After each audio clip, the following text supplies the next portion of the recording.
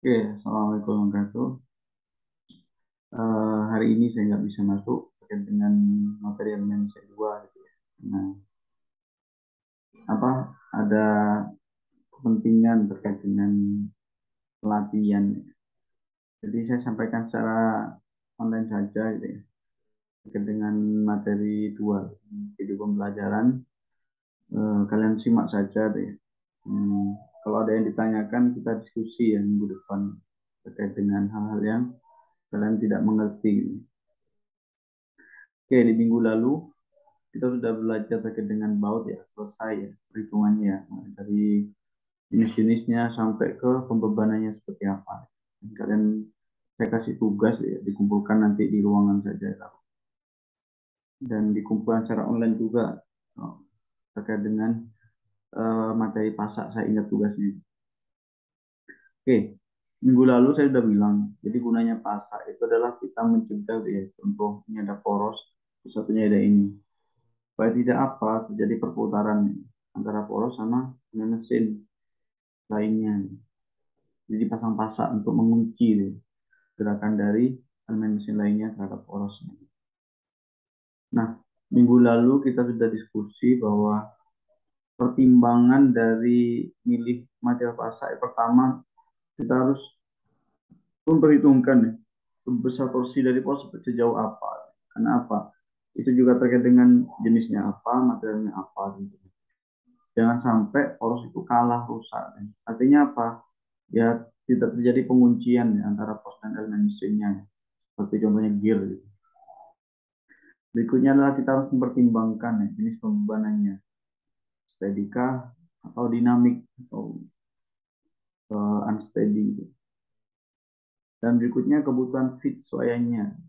Oke. Mintanya sesak atau gimana. Gitu. Kalian udah tahu materi ini. Nah, otomatis berikutnya adalah batas tegangan poros. Nah, sama logikanya dengan yang pertama.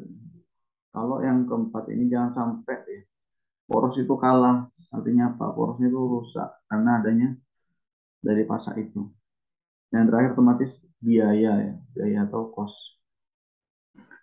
Nah, saya masuk ke materinya dulu ya. Jadi jenis pasak yang umum digunakan sebenarnya banyak banget variasinya deh.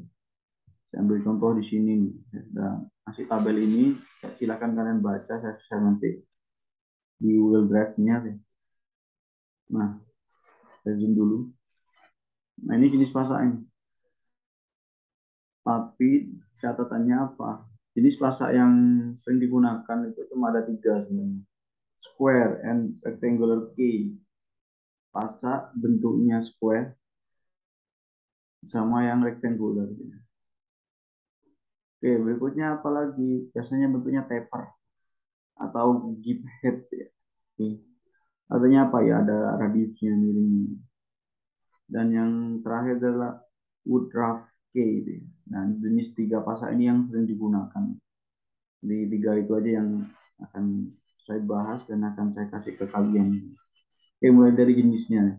Berarti secara umum ya, square K itu atau yang square itu ya, yang bentuknya apa square itu yaitu persegi definisinya.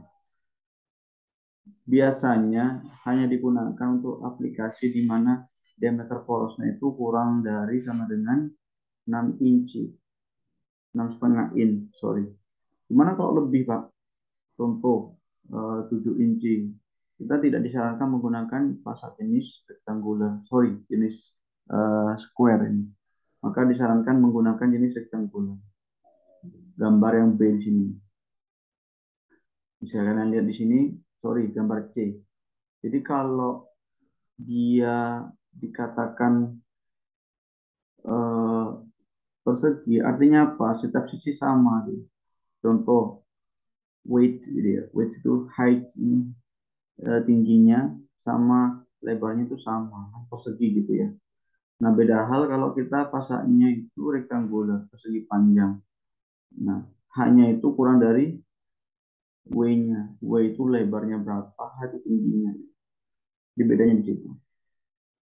Lebarnya berapa, tingginya berapa. Perbedaannya di situ. Aplikasinya gimana, Pak? Ya, simpel aja. Kalau poros yang mentransmisi dayanya itu kurang dari 6,5 inci, maka disarankan menggunakan jenis persegi. Mana kalau lebih Pak? Ya, pakai yang ini. Kenapa ada demikian? Ya tentunya demikian. Karena apa? Terkait dengan pembebanan ke bentuk ininya ya, pasaknya gitu. Tentunya demikian. Lakukan uji coba segala macamnya, jadikan data tabel demikian. Kalau kalian pengen tahu sih, coba kalian buka di tabel 11 halaman 473 ya, di referensi kedua gitu ya. Di mana tabel itu menjelaskan diameter poros kaitannya dengan apa? Dengan ukuran pasaknya nih. Saya bukakan di sini. Ini referensi yang saya pakai nih, karena mudah nih. Halaman saya lupa part berapa, 473, bukan lebih di sini materi. Tabel 11 satu ya, ini tabel ini. Oke, kalau kalian perhatikan di sini tuh ya, seperti saya bilang bahwa asa jenis persegi adalah square. Dia maksimal mampu digunakan untuk perancangan jenis diameter dari porosnya adalah berapa, sampai 6,5. Kalian lihat dari sini, ini batasnya. Ini adalah batas dari pengaplikasian dari jenis pasak persegi. Bagaimana kalau 6,5 dan seterusnya, Pak? Disarankan menggunakan jenis yang persegi panjang, rectangular ini. Ini 6,5 sampai 30. Ini inci ya. Gimana kalau dalam meter, Pak? Ya ini milimeter. Jadi ini yang inci, yang ini yang metrik satuannya. Begitu. Jadi batas garis ini adalah menandakan bahwa yang atas itu adalah untuk jenis yang pasak square, sedangkan yang ke bawahnya dari rectangular. Dan kalian bisa lihat datanya nih. Contoh diameter pasak 1,75 inci. Kalian perhatikan di sini. Berapa lebarnya, Pak? Oke, lebarnya 0,5. Berapa tingginya? 0,5. Sama, karena persegi. Coba perhatikan di sini contoh berikutnya. 7,5 inci diameter dari porosnya ya. Dan kalian perhatikan di sini. Lebarnya sekian, tingginya sekian. Udah beda ya. Artinya apa? Dia bukan persegi, tapi apa? Persegi panjang. Di mana lebarnya itu lebih besar daripada tingginya. Oke, kita balik ke sini ya. Nah, secara ketentuan itu ya, biasanya ya, lebar suatu pasak ya, itu kurang lebih seperempat dari DN-nya. DN itu apa? Diameter poros. Diameter porosnya. Jadi kurang lebih DP, sorry bukan DN ini, DP. Perempat ini lebarnya. Dan biasanya kalau untuk konstruksi model pasak yang square sama yang rectangular ini, shaft sama hub sheet-nya itu setengah dari tinggi pasaknya. Atau dengan kata lain adalah hub-nya, sheet-nya dia setengah dari tingginya. Nah, kalian perhatikan di sini. H setengahnya deh. Artinya apa, Pak? Tinggi setengahnya adalah masuk di porosnya, setengahnya di bagian ininya, hubnya. Hub itu apa ya? Terserah, ada gear, pulley deh. Jadi separuh ya, separuh tingginya dari pasangnya itu ada di poros, separuhnya ada di hubnya atau gearnya atau pulley-nya ataupun apapun ya, kaitannya dengan mekanisme penggeraknya. Begitu. Dan sebagai catatan bahwa saya kasih keterangan di sini, apa itu safety seat, Pak? Jadi lubang pada poros ya. Lubang apa? Lubang dudukan dari pasaknya itu. Kalau hub seat adalah lubang dudukan dari pasaknya itu yang ada pada elemen mesinnya. Apa elemen mesinnya ya terserah. Di atas ini banyak kok saya sebutkan. Untuk gear, pulley, sprocket, ya, cam, lever, flywheel, impeller, turbin, semuanya itu pakai pasak untuk disambungkan dengan porosnya. Oke, itu bedanya.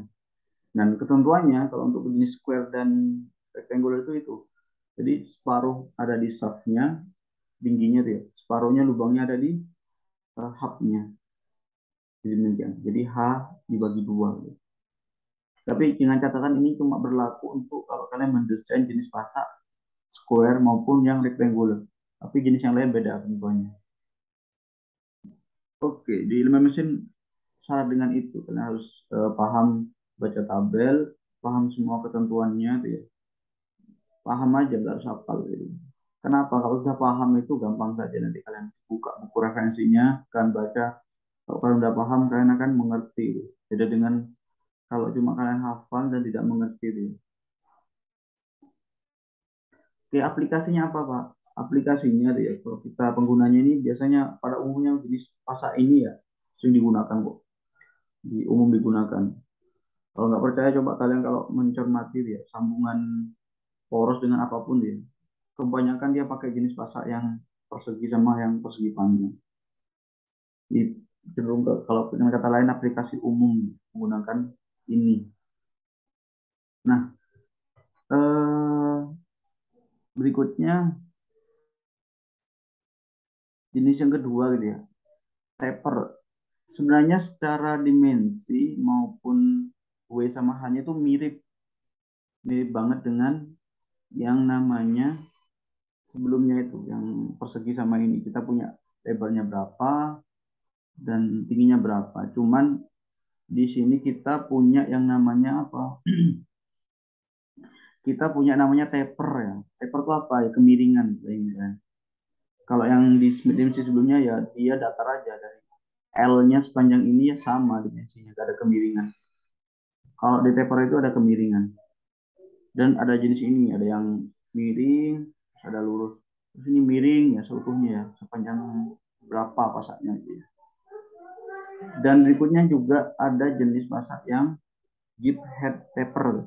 Gift head taper itu sama dengan ini, cuma di ujungnya di sini ada semacam kepala pengunci ya, untuk kunci ya. Kalian akan sering dapat ya kalau di mesin diesel. Mesin diesel itu porosnya disambungkan dengan puli. Biasanya kebanyakan pakai yang jenis pasak yang ini, gift head. Nah, apa aplikasinya Pak? Ya akan kita bahas. Apa aplikasinya akan kita bahas. Nah, sama dia, kita bahas ukurannya dulu ya. Kalau kita bicara ukuran pasak itu berarti W sama H. W itu lebarnya, H itu tingginya berapa. Nah, seperti saya bilang sebelumnya bahwa secara umum ya, ukurannya serupa ya, atau mirip dengan yang pasak jenis persegi maupun yang rectangular. Namun ada tapernya kemiringan sepanjang L pasak. Nah, untuk dimensi pasak jenis taper ini bisa kalian amati ya di buku Dutchman ya. Kalian nggak punya ini ya, tapi saya sudah capture ya. Sudah saya scankan ya. Untuk tabelnya saja ya. Ini tabelnya nih. Sudah saya urutkan tabel 7.7 ini taper. Kalau yang tabel 76 ini adalah tabel untuk yang jenis yang square tadi itu. Sama kalian perhatikan di sini. Di sini mentok sampai 6 malah. Kenapa? Di sini cuma adanya square. Jadi kekurangan tabel yang ada di buku Dutchman itu dia cuma mencantumkan dimensi dari pasak jenis persegi. Kalau untuk pasak yang square nggak ada. Makanya saya sarankan kalian pakai ini saja. Ini hampir sama, nilainya hampir sama. Hampir sama. Contoh, ini satu ya. Diameter shaftnya satu. Kalian perhatikan di sini. eh, Lebarnya seperempat berarti lebarnya seperempat, dia cuma mencantumkan lebarnya ya, sedangkan thicknessnya eh, sekaligus karena persegi ya sama ya seperempat seperempat. Perhatikan di sini tabelnya yang satu tadi ini nggak ada yang satu ya, yang ada saja berapa nih yang ada tengah, coba kita perhatikan tengah 0,5 sekitar sekian ya.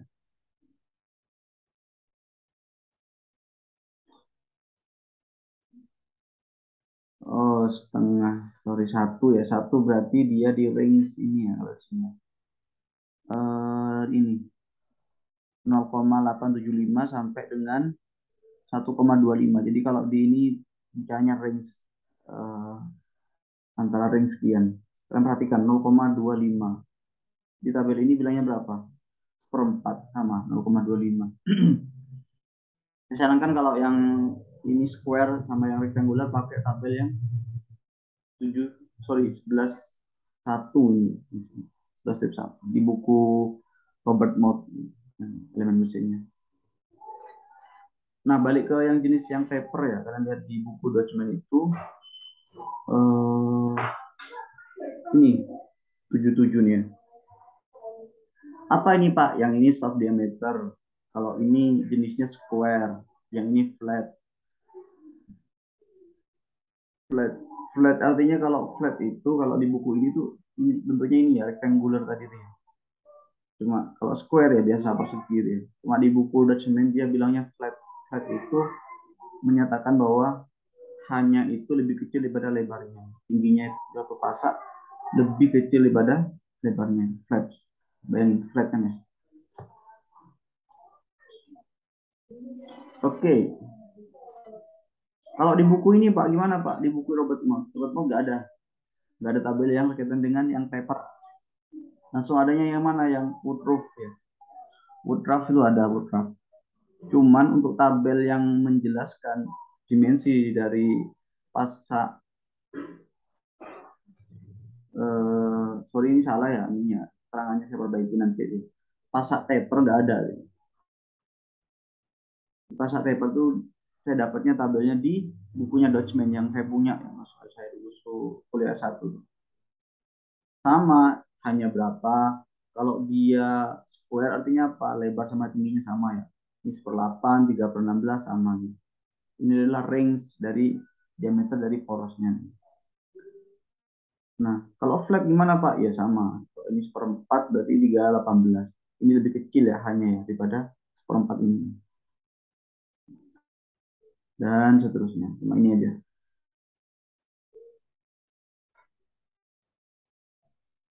Nah, aplikasinya seperti apa Pak? Jadi aplikasinya itu kalau jenis yang plain, plain flat ya. Kalau flat dengan kata lain itu adalah yang rectangular. Rectangular. Biasanya kita menggunakan ya, kalau kita punya dispose yang hollow ya. Contoh kalian punya pasak, tapi dia hollow. Hollow itu apa? Bolong tengahnya dia. Bukan yang pasak yang utuh. Sorry, bukan yang poros yang utuh dia. Dan sedangkan hubnya tipis, maka dikasih, maka ini ya, apa namanya? Kalau kalian kelas online ya, saya kasih ilustrasi nanti. Tapi gampang. Pokoknya gitulah. Saya kasih contoh by Google aja.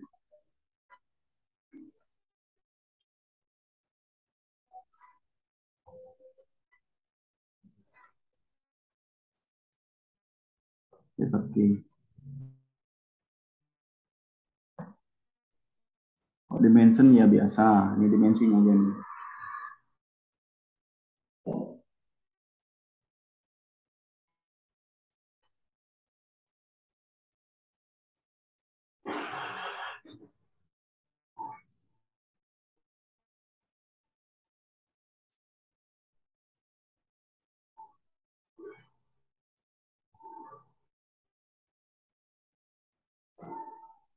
Nah, kalian perhatikan contoh gambar ini ya. Kan gambar ini adalah porosnya itu ini bolong, atau rumahnya bolong juga.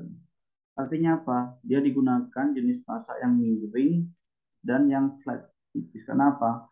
Karena ya tadi itu eh, porosnya itu hollow deh. Hollow itu bolong, poros yang bukan yang bungkul gitu ya. Sedangkan hubnya tipis. Hubnya itu apa? Elemennya tipis banget.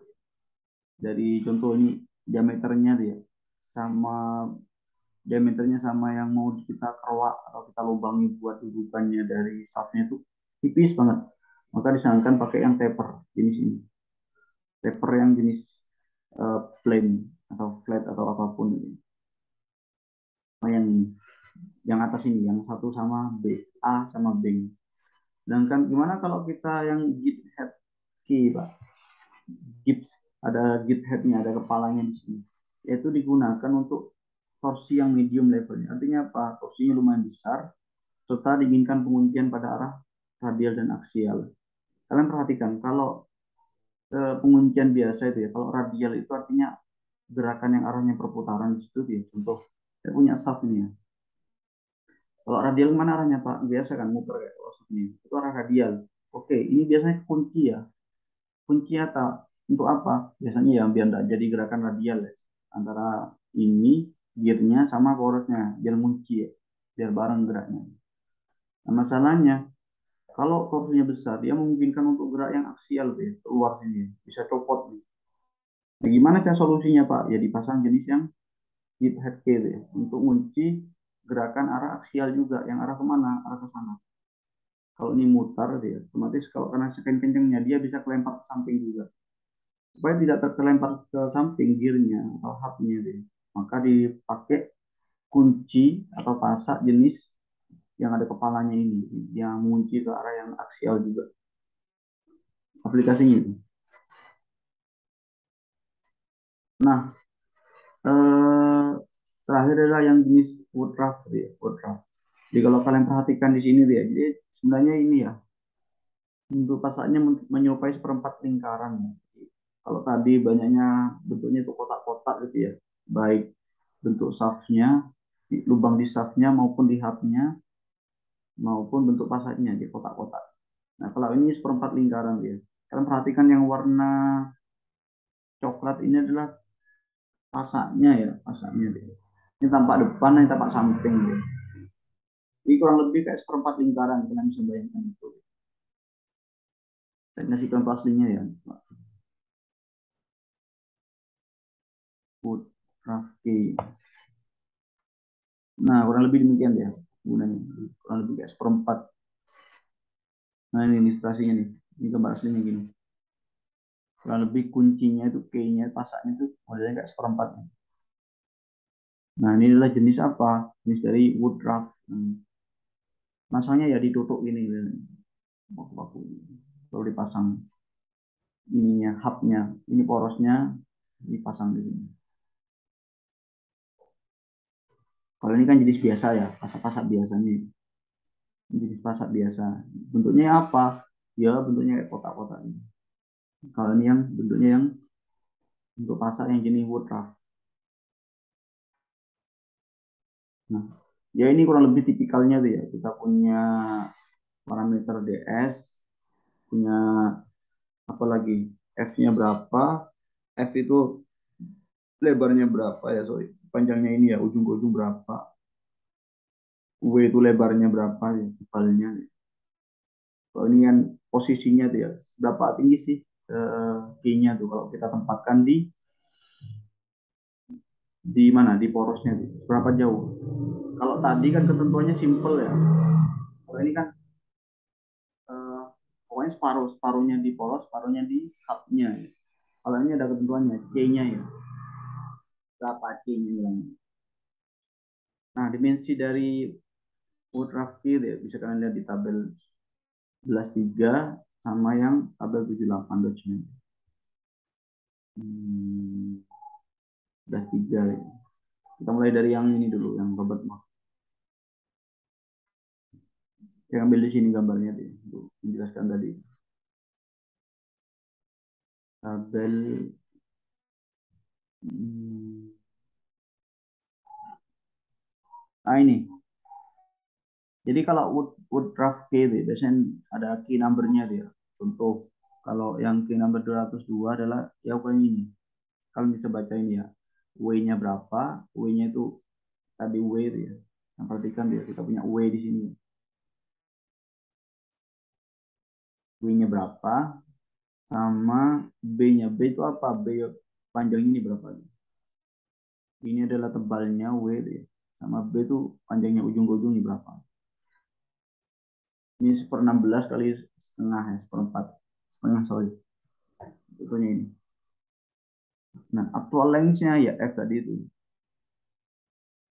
Ini tingginya kayaknya ini. Nah, ini adalah angka yang saya bilang tuh ya, shaft case sheet depth ya. Artinya apa? Dalam yang ditentukan kalau kita pengen apa namanya? melukai itu ya, shaftnya itu untuk dudukannya dari pasaknya tuh ya. Ini yang di shaftnya, ini yang di hubnya tuh ya. Ada ketentuannya sudah. Kalian nggak perlu menghitung tuh ya. Beda. Kalau tadi kan langsung ini ya, kalau yang jenis plain maupun taper tuh ya, itu yang separuh-separuh aja tuh. Lubangnya separuhnya di pasak, kalau separuhnya di hubnya tuh ya, atau di gearnya tuh. Nah untuk watercraft itu ada ketentuannya. Contoh nomor yang 406, maka dalamnya untuk dudukan pasak di shaftnya ya 0,2455. Untuk yang di hubnya, di gearnya contoh 0,0685. Jadi ada ketentuannya. Dan biasanya ya jenis ini tuh biasanya ini yang sudah ada di pasaran ya jenis ini. Yang sudah diproduksi, tinggal kalian pakai. Kalau yang ini Pak, gimana Pak? Ya ada juga di sini. Ada kelebihan kekurangannya deh. Kalau yang di sini ya kita itu tidak dikasih tahu dia dimensi apa lubang pada shaftnya berapa untuk dudukan pasaknya sama di hubnya dia. Nggak dikasih tahu di sini informasinya. Tapi kita dikasih tahu ininya apa namanya searing areanya dia. Tujuannya itu apa ya untuk menghitung kebebanannya dia. Searing area. Bebanannya kita kasih tahu datain. Jadi kan nggak perlu ngitung. Ada datanya sih.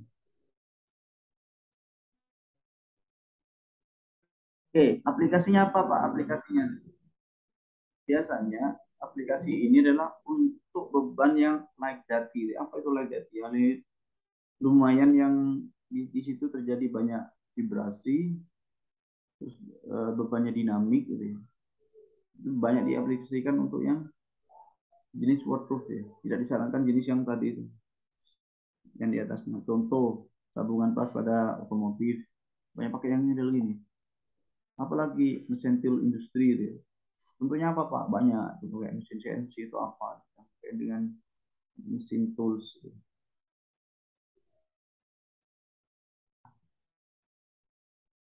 otomotif yang pakai di situ. Jadi gitu. Jadi, makanya kalian kalau sebagai desainer nanti perancang gitu, ya, kalian harus jeli gitu, ya, dan harus tahu pakai jenis yang pembenahan di mana. Cara paling awal untuk menentukan adalah coba lihat jenis pembebanannya seperti apa dan aplikasinya di mana. Nah, itu dulu. Sebelum perhitungan detailnya gitu ya. Karena kita harus milih dulu di awal.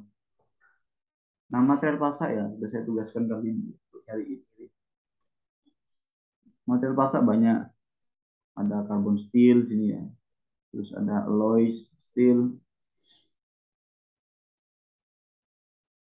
Nah, ada stainless dan berapa logam non ferrous ya. Yang non besi kan banyak banget tuh. Contoh aluminium gitu, dan segala macamnya. Nah, macam-macam baja untuk material pasak dan satu material aluminium dilihat di ini ya. Jadi kita punya tabel deh. Kita rata-rata terbuat dari baja. Aluminium jarang.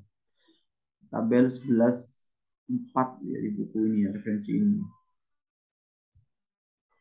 Yang mana Pak yang ini? Carbon steel, alloy steel, stainless steel, aluminium. Di sini kalian udah tahu ya, ada tensile, ada yield. Kalian udah tahu bedanya apa, dan kita dapat dua data ya, yang satunya KSI sama MPa. KSI itu yang kilo square inch gitu ya. Kalau ini yang Pascal biasa. Saya sarankan pakai yang KSI aja deh, kata di lapangan banyaknya pakai yang ini data-datanya. Jarang yang satunya Pascal. Nah pertanyaan kalau kalian perhatikan itu ya, yang low carbon itu ya. Ini low carbon namanya. Ini low carbon yang eh, ini yang low carbon, yang ini medium. Ini sini nih, low carbon. Yang 3545 itu medium, sedangkan yang 1095 itu yang high carbon ya, still ya. Secara ini ya, strength, tensile-nya maupun yield-nya itu memang nambah. Tetapi kendalanya adalah eh, kalau yang high carbon itu punya low ductility itu. Kenapa? Ya silakan lihat sendiri. Kenapa? Diulang-ulang ilmu materialnya kalian. Kenapa kalau high carbon itu mesti ductility-nya rendah? Gitu. Apa ductility? Kalau nggak salah bahasa Indonesia itu kegetasannya. Kenapa demikian ya? Silakan dicari jawabannya. Nah, berikutnya gimana Pak stress analisisnya ya? Saya dapatkan ini ya. Capture berapa dari ini ya. Nah, bagaimana dengan ini Pak? Stress analisisnya deh. Analisis pembebanannya, tegangannya deh. Untuk menentukan L pasar. Jadi kalau kalian perhatikan semua tabel tadi ya, dan tabel mana? Tabel yang ini contohnya. Dia cuma mencantumkan apa namanya? Oh ini enggak, kalau yang ini. Contohnya ini. Cuma mencantumkan data W sama H di tabel. Tapi tidak dengan L-nya.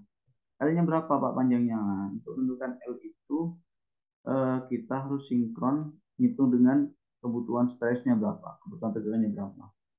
Dan untuk perhitungan yang jenis pasak Woodruff gitu ya, itu sendiri, ada metodenya sendiri beda. Jadi saya jelaskan dulu mulai yang untuk perhitungan yang jenis pasak yang miring maupun yang biasa, yang sama L-nya panjangnya.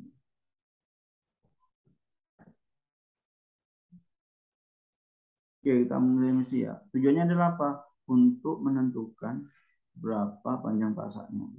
Jadi itu. Jadi kenapa demikian Pak? Ya bayangin, stresnya itu mesti ditopang oleh seberapa panjang pasaknya. Seberapa panjang ditopang. Pendekatan yang digunakan untuk menghitung potensi gagalnya, potential failure dari suatu pasak sebagai berikut biasanya. Jadi pendekatan pertama itu eh sorry ini double ya. Pendekatan pertama kita namanya pendekatan shear stress ya. Kalian bayangin deh, kalian bayangin deh. Ini dari besi, sedangkan hubnya dari besi, shaftnya, sedangkan pasarnya dari tempe. Apa yang terjadi? Seolah-olah tempe itu kayak dipotong ya. Kalau shaftnya gerak sama hubnya gerak, dipotong. Potong bagian mananya Pak? Potong bagian tengahnya ini, potong. Bayangin. Kalau ini dari tempe atau tahu deh, potong bagian sini. Jadinya apa? Dia kena beban dari kiri oleh shaft, kanan dari hubnya dia. Tengah-tengahnya apa jadinya? Ya potong, kayak potong. Dengan kata lain itu ya, kegagalan pasak dianalisis dari tegangan geser akibat adanya torsi. Torsinya apa? Torsinya dari shaft. Ingat, di kasus biasanya ya, kita itu torsinya banyak dikasih dari shaft. Torsinya dari shaft datangnya. Nah, kalian perhatikan ini. Ini dimensi yang pasak yang biasa deh, yang bentuknya square ya, maupun yang rectangular deh. Kita punya H, punya W. Kalau square, W sama H sama. Kalau rectangular, hanya lebih kecil daripada W-nya. Oke, kenapa H setengah Pak? Ya karena ketentuannya tadi itu. Setengahnya masuk di porosnya, setengahnya masuk di pasaknya untuk yang jenis square ini. Nah, kita ada distribusi gaya nih. Gaya dari mana? Contoh yang di atas ini, gaya dari hub. Distribusi gayanya ini menekan bagian atas. Nah, areanya berapa Pak? Ya gampang aja. Ini L ke sini, sedangkan ini setengahnya adalah H dibagi dua. Maka area yang terkena beban adalah ya L dibagi H, itu A areanya. Oke. Ini tampak samping, ini tampak ini ya. Detailnya ya dari pembebanan yang terjadi pada pasak. Karena terkadang beban geser. Oke, geser areanya ya. W kali L. Ya kan seluruhnya tuh ya. Misal seluruhnya. W kali L. W-nya ini, L-nya sana.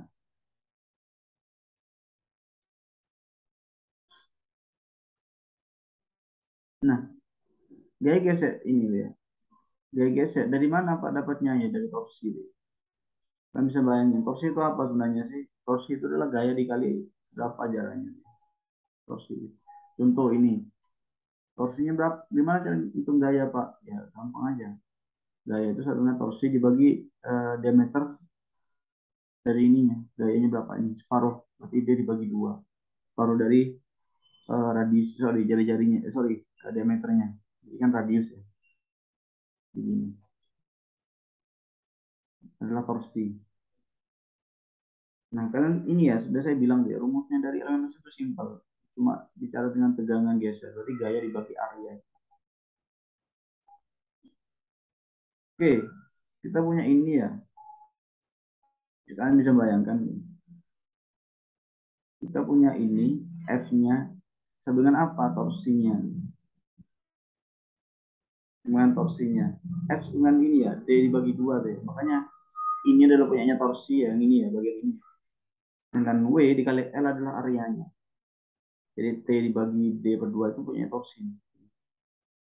Torsi dari mana? Dari gayanya. Gaya dibagi torsi. Dibagi dengan jari-jari torsinya berapa. Angka 2 ya tinggal pindah ke atas. Jadi inilah tegangan geser ini. Nah, pada perancangan itu ya, shearing stressnya sama dengan ini. Dengan ini. Dari mana Pak data ini Pak? Atau biasanya tahunnya itu 0,58 ya. Saya jelaskan minggu kemarin bahwa 0,58 adalah yaitu nilai yang ditetapkan untuk meminimalisasi terjadinya failure pada pasak berdasarkan maksimum stress teori failure. Kalian buka lagi di materialnya kalian.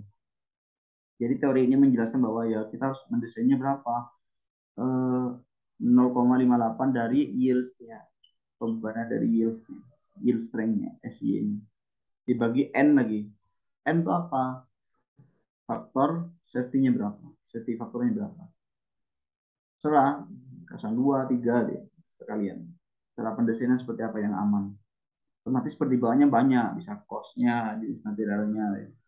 Untuk mengangkat nilainya dari uh, si stresnya deh, yang diizinkan atau yang mampu bertahan ya, dalam perancangan pasaknya. Jadi kita punya ini ya, tahunnya tuh ya.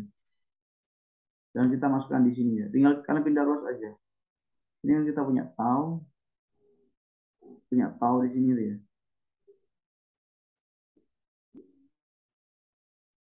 Berarti L minimum yang untuk pasak ya. Supaya dia aman adalah ya kita kalian berapa, torsinya berapa, terus dengan gesernya berapa, yang diizinkan ya. D-nya berapa, U-nya berapa. D itu apa Pak? Diameter shaftnya. W itu apa? Lebar pasaknya. Tahu D-nya mana Pak? Ya dari sini. 0,58 EC dibagi N-nya. N itu apa? Faktor keamanannya. EC dari mana Pak? Ya tabel. Jenis material A sama B beda. Kalian bisa buka di tabel maupun di referensi. Ya. Udah tahu cara nyarinya. Jadi gitu caranya perhitungannya. Dan pendekatan lain adalah kalian bisa bayangkan ya. Suatu pasak dia bukan cuma terbebani secara eh, biasa ini ya. Tetapi dia juga terkompresi. Dari mana? Dari arah sini. Arah sini. Kompresinya, coba saya ambilkan ilustrasi ya, kalian paham. Karena ini kelas online ya, saya biasanya terangkan di papan untuk lebih detail. Nah, berikutnya adalah biasa pasar terbebani demikian.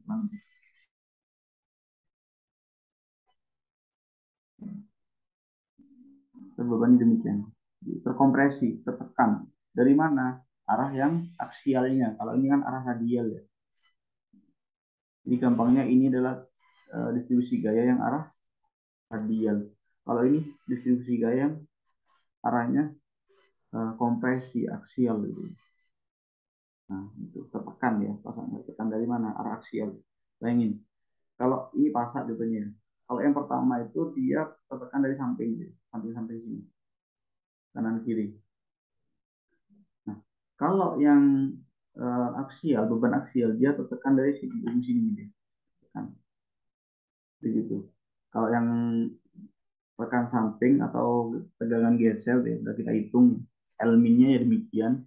Kalau yang kompresi karena adanya bearing ya, di ujung-ujungnya shaft itu dikasih bearing kelakar dikasih itu. Nah biasanya kelakar itu juga menimbulkan pembebanan tekan terhadap apa? Terhadap pasaknya. Jadi kegagalan pasak yang pengaruh kompresi dari bearing pada poros. Jadi kompresinya arahnya mana? Ya ini, gambar ini, di arahnya sana. Di pembebanan ke arah sana.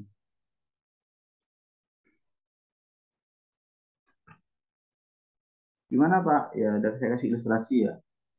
Jadi kompresi areanya ya gampang. Berarti ini L-nya berapa? H bagi 2 separuhnya di tengah-tengah.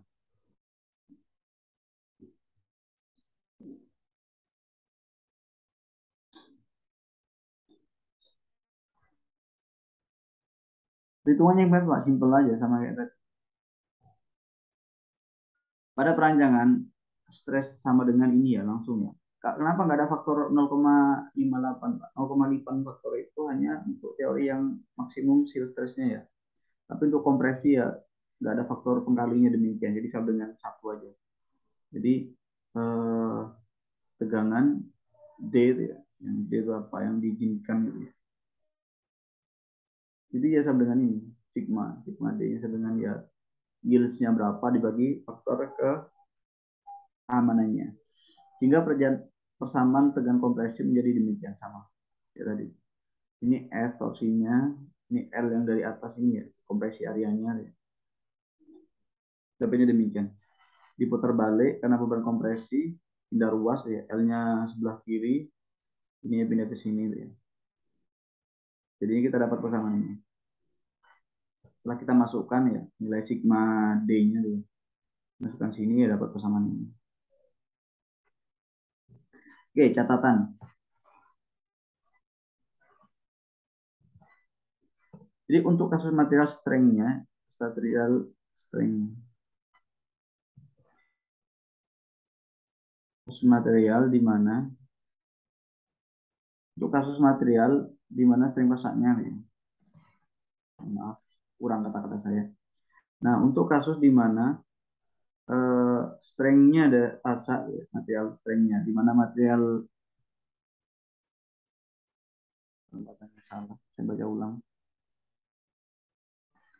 Untuk kasus di mana material strength-nya pasak itu lebih rendah daripada material shaft-nya. Contoh, apa maksudnya Pak?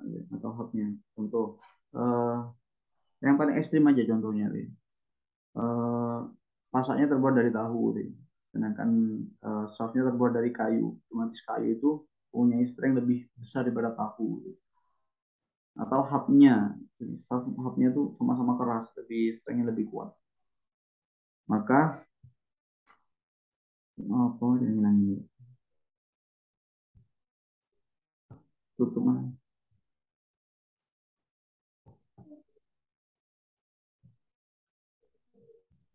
Oke. Maka persamaan L-min ya, L-min yang di atas ini, namanya L-min. L apa? L itu apa? Panjang minimum satu fase untuk shear kompresi memiliki persamaan yang sama. Yaitu apa? Itu ini.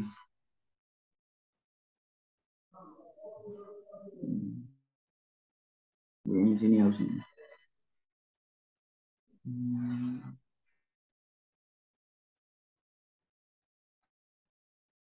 Jadi kalau kalian mendesain ya pasaknya ternyata stringnya lebih rendah ya, dari pada apa material dari shaftnya maka persamaannya yang pakai yang kita yang ini. Jadi, pakai yang ini persamaannya. Pakai yang ini. Gimana kalau ini Pak sama ataupun lebih tinggi ya pakai tergantung pakai di atas ini. Dan bisa mati di sini deh. Ini ilminya kalau kita share-nya deh. Dan ini yang untuk yang dari kompresi deh. Dan ini yang untuk ketentuan tadi deh. Jika materialnya itu lebih rendah ya daripada materialnya shaft maupun hubnya dalam hal stringnya deh. Pakai persamaan yang ini. Gimana prosedur pengerjaannya Pak untuk jenis square maupun rectangular deh? Simpel aja. Jadi kita harus yang pertama nih, kalian bisa baca di buku ini deh.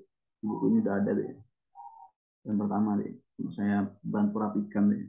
Biasanya kalau kelas offline nih, di kelas saya bantu bahasa Indonesia kan bahkan deh dengan bahasa lebih mudah dipahami. Tapi coba kalian pahami dulu ya. Jadi kira pertama apa? Complete the set of stuff into which key will be installed and specify the actual diameter and the location of the key sheet. Artinya apa? Kita harus tahu diameter shaft yang kita rancang itu berapa diameternya. Ya. Nah, kalian belum dapat materi ini, nanti saya ajarkan bagaimana perancangan suatu poros. Ada materinya nanti. Kemungkinan ya minggu depan lagi ya kita bahas itu. Atau enggak 2 minggu lagi. Pokoknya sebelum UTS saya ajarkan ya bagaimana merancang poros totalan ya, sama ada key-nya, ada bautnya seperti apa. Sekaligus mengkonklusi semua materi yang kalian sudah dapat. Perhitungan totalnya seperti apa. Nah, berikutnya kita harus memilih ya ukuran dari key-nya, size of key dari tabel 11.1 ya. Yang mana Pak? Yang ini. 11.1 tabelnya ini. Kalian milih. Udah tahu nih diameternya berapa saat rancangan yang kalian pilih. Atau enggak emang satu mesin diesel dia. Oh ternyata speknya shaftnya sekian. Nah dari situ kan itulah data yang kita miliki ya untuk apa menentukan jenis dimensi dari pasaknya atau yang di sini untuk yang rectangular.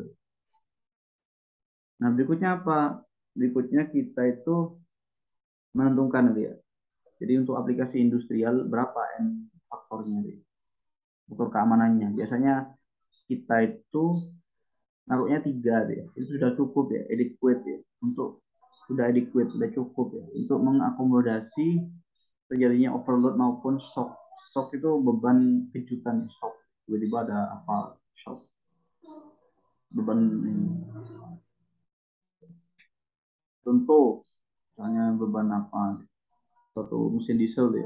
Tiba-tiba karena apa dia berhenti dadakan deh mesin dieselnya otomatis porosnya berhenti dadakan sedangkan sama hubnya pulinya itu berhenti dadakan otomatis terjadi perubahan shock ke mananya ke pasarnya itu contohnya. Berikutnya kita itu harus menentukan ya materialnya apa, menentukan ukurannya N-nya 3. Kita dituntut untuk menentukan jenis materialnya apa. Kalau umum digunakan ya ini SAE yang 1018 itu ya, yang ini nih materialnya nih di mana tadi. Nah ini paling banyak digunakan yang ini. Atau enggak yang lebih tinggi, yang medium maupun yang high. Atau enggak yang alloy, stainless steel, ya silahkan. Kalian sebagai perancang punya kebebasan ya untuk merancang. Tetapi kebebasannya itu harus mampu dipertanggungjawabkan ya, secara perhitungan maupun analisis. Kalian udah pernah nyoba di tugas ya. Dan kemungkinan saya kasih tugas lagi ya minggu depan. Bagaimana merancang pasang. Nah berikutnya kita menentukan ya yield strength-nya, shaft maupun hub-nya. Jadi kita udah milih nih material key-nya berapa, masih di sini ada ya 64 ya, tensile-nya ini, yield-nya 58. Berarti saya bilang dia dalam perancangan dia, saya sarankan kalian memilih faktor yield strength-nya daripada tensile. Kalau tensile itu cenderung dia sudah terjadi elastis dan cenderung mengarah ke kegagalan itu. Makanya paling aman adalah menggunakan parameter yield strength dari perancangan. Sama, shaft-nya juga apa jenisnya, hub-nya apa.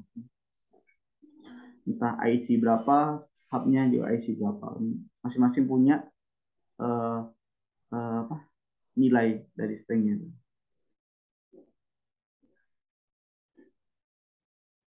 Sama ketentuannya. Jika kim menggunakan material yang lebih rendah secara kekuatan, maka kita menggunakan bersamaan yang mana untuk menentukan L-nya yang ini.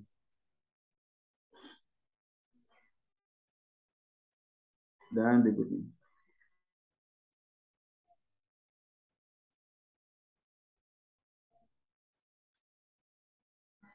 Ya ini.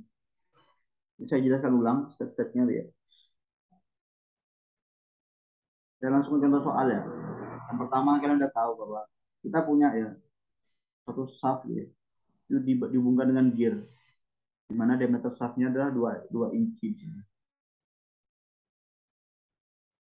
Diameter shaftnya 2 inci. Dan zoom aja. Hmm, diameternya 2 inci dan gear mentransmisikan sebesar ini. Apa ini torsi? 2.965 pounds inch. Artinya apa itu torsi? Nah, shaftnya terbuat dari material ini SAE 1040. Sedangkan gear terbuat dari SAE sekian. Nah, biasanya yang ditentukan, siapa menentukan ya kalian sebagai perancang? Lebar, lebar hub gear lokasinya ini.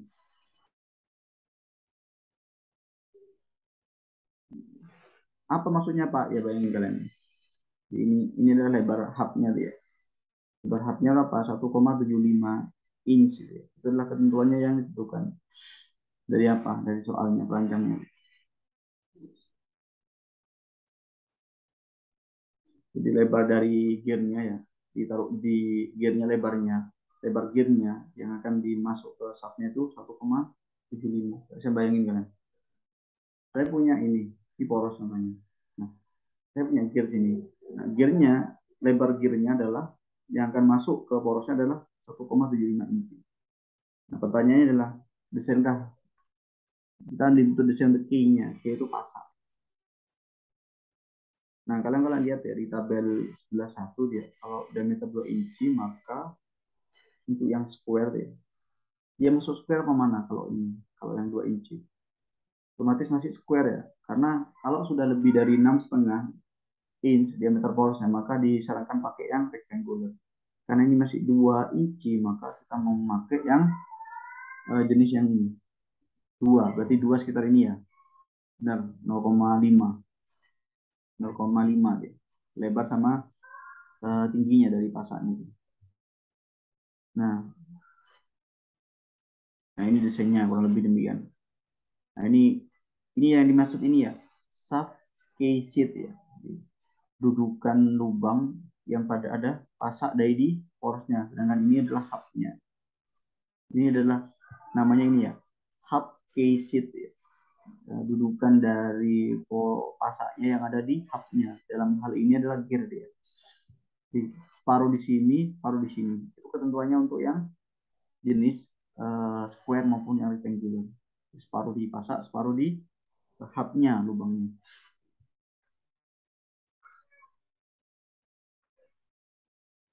Oke, oke kalian tahu ya ini dari tabel deh. SAE ini adalah materialnya dari apa namanya pasaknya ya, kan bisa lihat di sini untuk yang jenis material ini besarnya berapa Pak? Nih 54.000 PSI. Untuk yang SAE 1018. Nah kita diminta ngecek nih, kenapa harus ngecek? Karena harus kita ngecek materialnya K itu lebih lunak atau lebih kuat ya, dalam hal strength-nya gitu. Kita membandingkan nih yield strength-nya dari tiga material ini. Material K-nya berapa, yields-nya, terus shaft-nya berapa, hub-nya berapa. Jika kita bisa menentukan, kita pakai equation yang mana? Pakai equation yang mana? Dan ternyata dia jenis shaft-nya, jenis K-nya itu lebih lunak. Lebih lunak. Makanya kita menggunakan persamaan yang 15 di sini. 15 ini. Pakai persamaan yang bawah ini. Kenapa? Karena secara yield strength dari suatu pasaknya itu lebih lebih di bawahnya poros maupun hubnya. Tapi memang kebanyakan aplikasinya demikian. Jadi memang yang dibikin rusak adalah pasaknya daripada porosnya yang lebih mahal ya. Jadi kalau terjadi pembebanan lebih tuh ya, yang dikorbankan tuh bukan, kalau ini contohnya ini gearnya tuh ya. Nah, gearnya ini porosnya saya pasang. Nah, disambungkan dengan apa adanya pasak. Nah, ini mutar, lama kelamaan ini rusak. Yang rusak itu mending gearnya, porosnya atau pasaknya. Tapi secara logika ya, mending pasaknya lebih murah daripada yang karena strengthnya lebih kuat pasak, akhirnya lubang dudukannya yang di pasak itu, sorry, yang di lubang dudukan pasak yang di poros itu rusak. Akhirnya apa? Harus ganti poros. Nggak bagus itu ya. Banyak aplikasinya demikian. Jadi dari strength-nya itu ya lebih rendah dibandingkan shaft-nya maupun hub-nya. Jadi dapatnya demikian. Dapatnya 0,685. 6 ya sekian.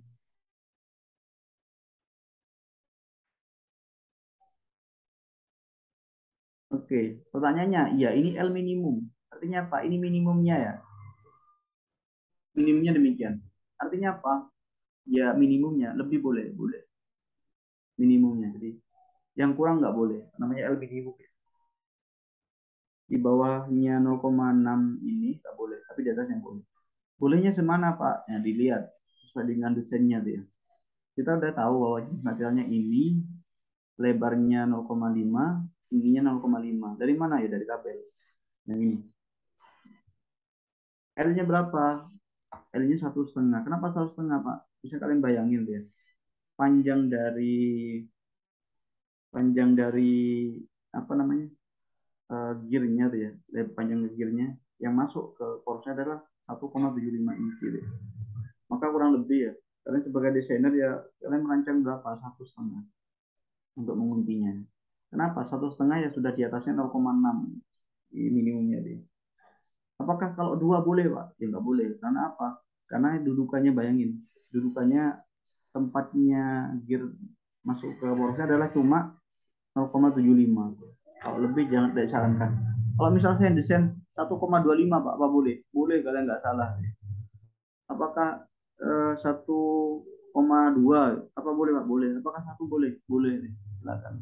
Tetapi dengan syarat asal L-nya itu jangan kurang dari 0,6. Cuma dalam hal ini contoh soal ini adalah di desain 1,5 biar mungkin biar mepet aja sekali. Ini bentuknya demikian sampai atasnya.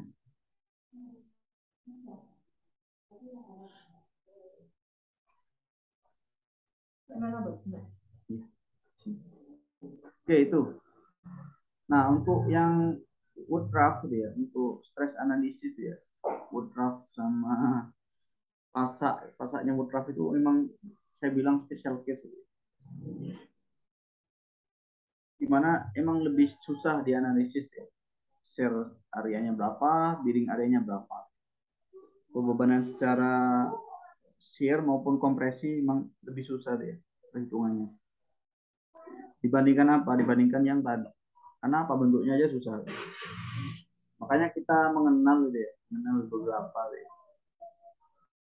beberapa ketentuan itu ya. Contohnya ini, jadi kita share area ya. Share area apa? Ya area yang terkena beban geser. Kalau ini bearing area yang terkena beban apa? Beban vertikal. Ya. Kalau ini adalah area ini ya, adalah area yang terkena beban geser. Kalau yang terkena adalah bearing bahwa yang terkena beban bearing, beban kompresi. Perhitungannya demikian. Perhitungannya demikian. Nah, kalau yang di tabel dari 78 itu udah kita tahu ya, shearing areanya ini. Shearing areanya ini. Tapi bearing areanya nggak ada. Cara manualnya ya ngitung pakai ini. AS itu apa? 2W W itu apa? Ya. DS itu apa? B itu apa? DS itu apa? Sudah ada ketentuannya di sini kok. Ketentuannya di sini ada. Mana tadi WordCraft? Nah ini. DS itu apa? C itu apa? S itu apa? B apa? Bahkan di tabel sudah ada sebenarnya. Nilai itu sudah ada. Nah ini. F-nya berapa? C-nya berapa?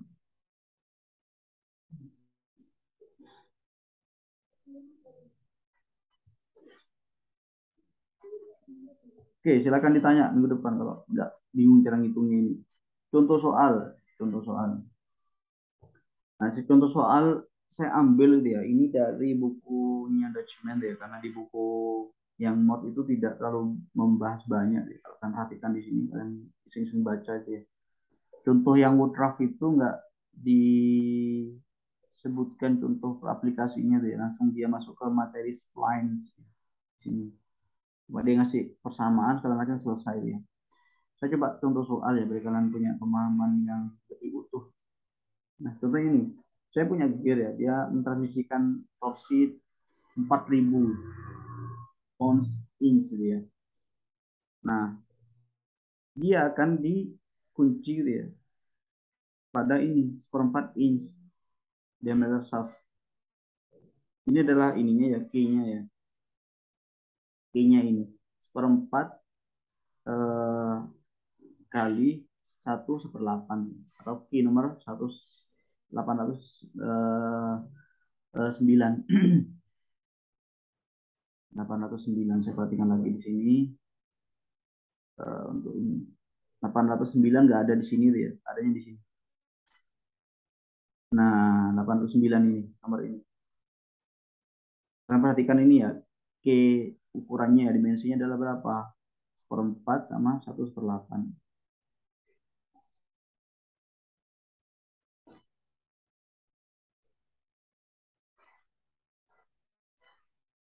Nah, pertanyaannya adalah berapa faktor keamanannya gitu? Dari beban dari apa? Geser maupun yang bearing. Kadang istilahnya bearing ya, bearing apa? Kompresi. Tapi dengan kata lain adalah beban kompresi, beban aksial gitu. Yang ini beban tekan ya, tekan. Kalau yang bearing itu beban yang mengiris, ya, motong gitu ya. Kalau ini tekan. Sedangkan materialnya IC 1030 ya.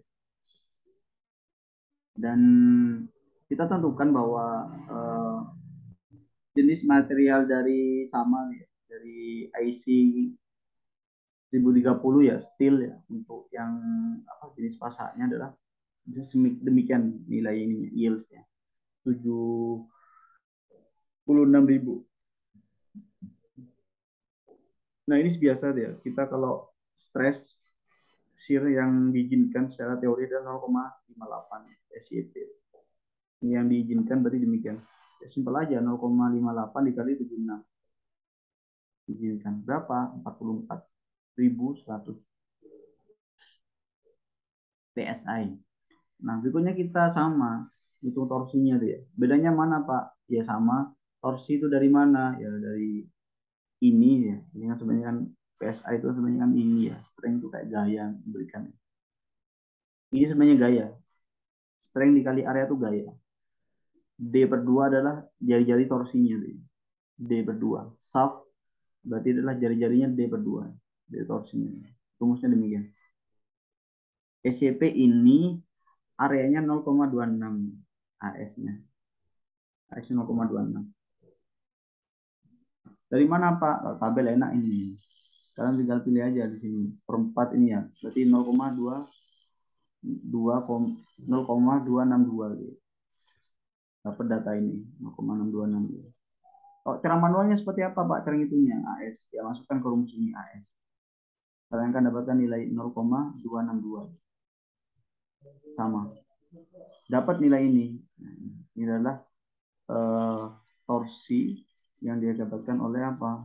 Uh, shearing, tegangan gesernya.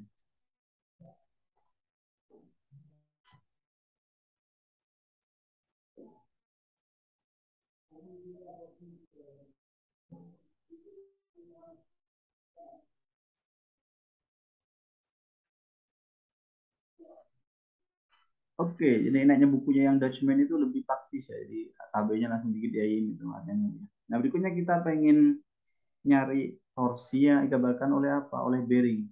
Tekanan oleh bearing, oleh kompresinya nih. Bagaimana caranya Pak? Pakai rumus yang sama sih. Cuma kita bedanya di mananya? Bedanya dihitung di ininya deh ya, apa namanya? Kita nggak pakai yang SYP ya, SYP. Kenapa? Ingat tegangannya yieldsnya untuk bearing kompresi itu sama dengan 1 ya. Saya perhatikan di sini. Di atas ada saya kasih terangan sudah. Nggak ada faktor pengkalinya. Jadi faktor pengkali 0,28 itu untuk pembebanan yang shear, geser. Jadi makanya langsung ini 0,76 ya. 76 sorry 76.000 langsung ditulis yieldsnya dari material dari pasaknya. Nah, ini D-nya adalah 1,25 ya. Diameter apa? Diameter dari porosnya dibagi 2. Nah, ini. Nah, masalahnya gimana cara ngitung AB-nya, Pak, bearing area-nya, Pak? Nah, ini. Caranya gimana? Gampang. Jadi kalau di ketentuannya di sana, di mana? Jadi untuk sama dengan berapa? One half to the I dimension in table 8. One half. One half.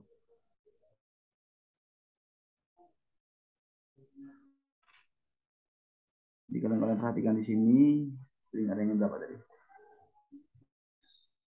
0,25 ya.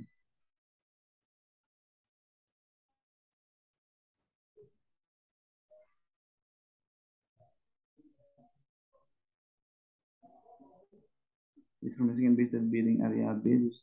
Information can be the building. Tunggu, saya lupa ini. We know that the portion of the key project into the hub equal to one half. One half to the dimension in table 1. Oh, iya. Separuhnya ya, separuhnya dari nilai ini ya, 0,26 ini dibulatkan aja ini. Dikali apa? Dikali 1,25. Apa ini?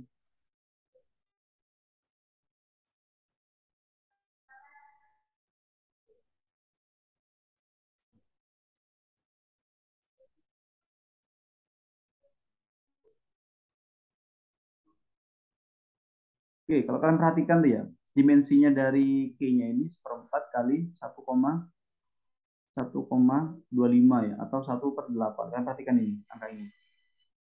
Nah, ketentuannya adalah kalau yang document itu simple. Gimana cara menentukannya, Pak? Separuh dari ini, area dimensinya nih. A-nya, A dimensi. Kita pakai A di sini dia. Kalau yang di sana pakai W. Sorry, saya salah ini. Kalau yang di bukunya mod itu dia pakai W sama apa istilahnya? Saya double cek lagi. W sama B. Nah, W pakai B. Nah, kalau di sini pakai A sama B. Jadi A-nya apa? A-nya ya ini. Kalau kalian perhatikan gambar ini ya. B itu apa ya lebarnya? B itu panjangnya berapa? W-nya itu tebalnya berapa? Jadi gimana cara perhitungannya ini Pak? AB Pak. Kalau yang rumusnya di mana? Di buku mau tuh susah ini yang kalian hitung ini. Jadi kalau yang di document ya saya pakai ini nanti ngajarin kalian deh. Saya ulang nanti di papan nanti. Simple. Artinya adalah separuh dikali dengan berapa nilai B-nya. Kan tahu bahwa di atas soalnya adalah seperempat.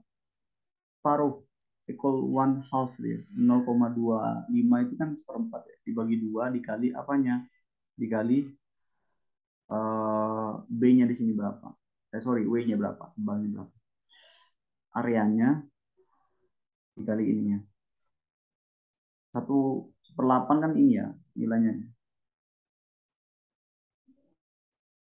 Satu saya coba pakai kalkulator dibagi 8. Ya benar. 1,25. Nah, ini areanya. Berarti dengan kata lain itu gini. Saya coba tuliskan di sini. Insert rumusnya rumusnya AB ya. Yang biring karena kompresi ya. Menurut Dutchman ya. Lebih simpel ya. Saya sarankan. Kenapa saya suka ini? Karena ya dulu belajar ini terus lebih mudah dipahami. AB itu sama dengan di tabel itu A gitu ya. Dibagi 2 dikali B gitu. Udah selesai ini. Udah ini. Kalau yang di kasus kita kan ini ya. A-nya itu seperempat. Ya, untuk jenis Q yang ini. Yang nomor 809 ini. 809 dia seperempat dikali 1/8. Simpel aja. Berarti 0,25 dibagi 2 dikali 1,125. Dapat nilainya itu. Nah, bagaimana dengan nilai faktornya? Bagaimana dengan nilai faktornya, Pak? Ya gampang aja. Kan saya udah sering bilang ke kalian gitu ya. Apa sih safety faktor sebenarnya? Yang safety faktor itu namanya beban yang terjadi di bagi yang ada. Dalam ini N-nya berapa? N-nya torsinya yang di atas terjadi berapa? 7 22 deh. 7.220 sorry. Dibagi dengan apa? 4.000. Dari mana 4.000, Pak? Berarti itu adalah ini ya, apa? Porsi yang ditransmisikan deh. Berapa yang terjadi atau yang terjadi di bagian ini kan berapa 4.000 yang terjadi. Ini porsi yang terjadi pada shaftnya, ini porsi pada gearnya berapa? Jadi 1,81 gitu ya. Lumayan. Bagaimana dengan kena bearing, Pak? Kena bearing 1,67. 67. Sama. Torsi yang terjadi berapa dibagi dengan eh, pembebanan yang diberikan gitu. Yang gitu. Dapat safety faktornya 1,81, 1,67. Kalau kalian perhatikan ya, safety faktor dari shear itu mesti lebih besar. Kenapa? Karena pembebanan yang terkait dengan GC itu lebih merusak ya ke pasak ya, dibandingkan dengan yang kompresi. Di mana-mana gitu. Bahkan untuk keperluan praktis ya, kadang pembebanan secara bearing ya, karena bearing itu jarang diperhitungkan, langsung kompresi aja untuk rancangannya. Kenapa? Paling banyak kalau untuk kasus bearing itu rusak karena beban gesek. Oke, itu dulu untuk hari ini ya. Kita lanjut minggu depan ya, kalian simak. Sementara kalau ada tugas saya kabari lagi ya. Dan misal nggak ada ya, kalian coba review ini, kalian tulis tangan, gitu. Coba kalian cerna-cerna, gitu. Dan coba kalian perhatikan deh ya, sebelah mana slide yang mana, atau nggak saya share ya, ini ya, nggak saya share deh. Biar kalian simak video ini, ada yang ditanyakan silakan ditanyakan. Kalau ada pertanyaan susah saya suka deh, yang mana lebih menantang, ya saya lebih berpikir secara mendalam deh pertanyaan kalian itu. Oke, sekian terima kasih. Assalamualaikum warahmatullahi wabarakatuh.